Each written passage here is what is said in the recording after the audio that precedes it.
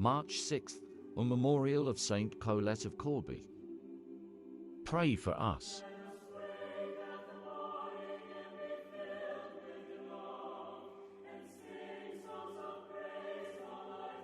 Saint Colette. Si Saint Colette ang ermitanyo, na kilala rin bilang Saint Colette ng Corbie, ay nabuhay mula ika-13 ng Enero taong 1381 hanggang ika-6 ng Marso taong 1447.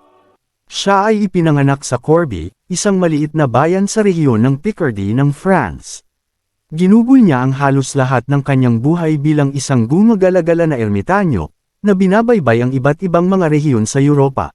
Si Saint Colette ang patron ng mga umaasang ina, mga babaeng naghahangad na magbuntis, at mga anak na may sakit.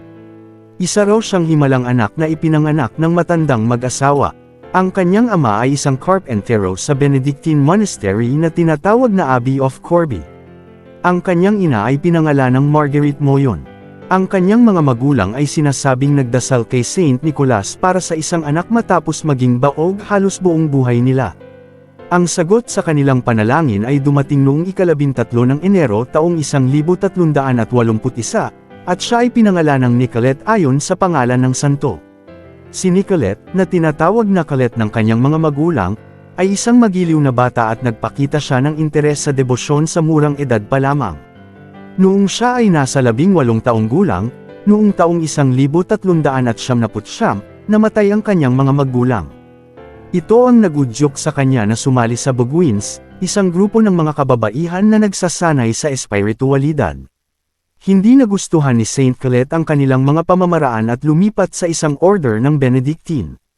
Doon ay nagpasya siyang sumali sa ikatlong orden ni Saint Francis. Ginawa niya ito at nagsimulang manirahan sa isang ermita na ibinigay ng abbot ng Corbie. Nabuhay siya bilang isang ermitanyo sa loob ng 4 na taon at nagkaroon ng ilang mga pangitain. Ang mga pangitain na ito ay nakakumbinsi sa kanya na ang kanyang landas ay magreporma sa Poor Clares, ang ikalawang orden ng Franciscanons ni Saint Francis.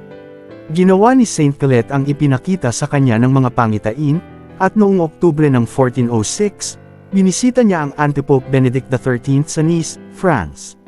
Doon, natanggap niya ang kanyang mga pagpapala at sumama sa order, kaya ang reformang ito ay lalong pinabilis ng utos ng Papa at sinuportahan ng Countess of Geneva at isang lalaking tinatawag na Henry de Beaume. Nagpatuloy siya sa Diocese of Geneva sa Beaune. Sa circa 1410, itinatag niya ang isang abbey sa Besancon. Iyon ang naging panimulang punto niya. Mula noon, nagtayo siya ng mga monasteryo sa Auxonne, Coligny, at maging sa Heidelberg, bukod sa iba pang mga lugar. Ang reformang ito ay dumaan sa mga lugar tulad ng France, Savoy, Spain, at Burgundy.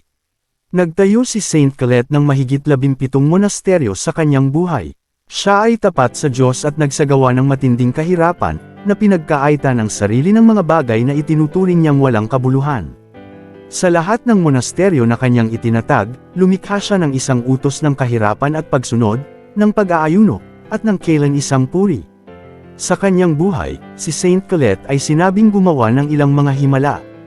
Ang ilan sa mga himalang ito ay nagsasangkot ng pagdami ng pagkain at alak, at ang ilan ay ang pagpapagaling sa mga may sakit. Sinasabi na si Saint Colette ay bumisita sa isang kaibigan na ang asawa ay hirap sa panganganak. Dahil sa takot na kapwa mamatay ang mag-ina, nagmadali umano itong pumunta sa malapit na simbahan at ipinagdasal ang babae. Ang kanyang mga panalangin ay sinasabing nagligtas sa babae, na kalaunan ay nagsilang ng isang batang babae. Ang bata ay pinangalan ng Petronila at kalaunan ay naging bahagi ng monasteryo ni Saint Colette. Iniulat din na si Saint Colette ay bumuhay ng isang patay na bata mula sa kamatayan. Sa pagtanggi na bautismuhan ang patay na bata sa kahilingan ng kanyang desperadong ama, ipinadala ng lokal na pari ang patay na bata kay Colette. Ibinigay ni Colette ang kanyang belo sa ama ng bata, inutusan siyang balutin ang sanggol dito, at ibinalik siya sa pari. Sa pagbabalik sa pari, natagpo ang may malay ang sanggol. Si Saint Colette ay lubos na iginagalang, ang kanyang mga Colettine friars at madre ay laganap at matatagpuan sa Germany, Belgium, Ireland, Japan, at maraming iba pang mga bansa. Namatay si Saint Colette noong Marso ng 1447, namatay siya sa Ghent, Belgium. Kahit na sa kamatayan, Siya ay nauugnay sa iba't ibang mga himala, at ang kanyang reforma ay patuloy na lumaganap. Si Saint Colette ay nakanonize noong ika-24 ng Mayo taong 1807 ni Pope Pius VII at siya ay ipinagdiriwang ng Simbahang Romano Katoliko tuwing ika-6 ng Marso. Panalangin ni Saint Colette. Pinagpalang Jesus, iniaalay ko ang aking sarili sa iyong kalusugan sa karamdaman, sa buhay, sa kamatayan, sa lahat ng aking hangarin, at sa lahat ng aking mga gawa, upang hindi na ako makapagtrabaho mula ngayon maliban sa iyong kaluwalhatian, para sa kaligtasan ng mga kaluluwa, at para sa kung saan iyong pinili sa akin, mula sa sandaling ito, o pinakamamahal na Panginoon, walang bagay na hindi ko handang gawin para sa pag-ibig sa iyo. Amen.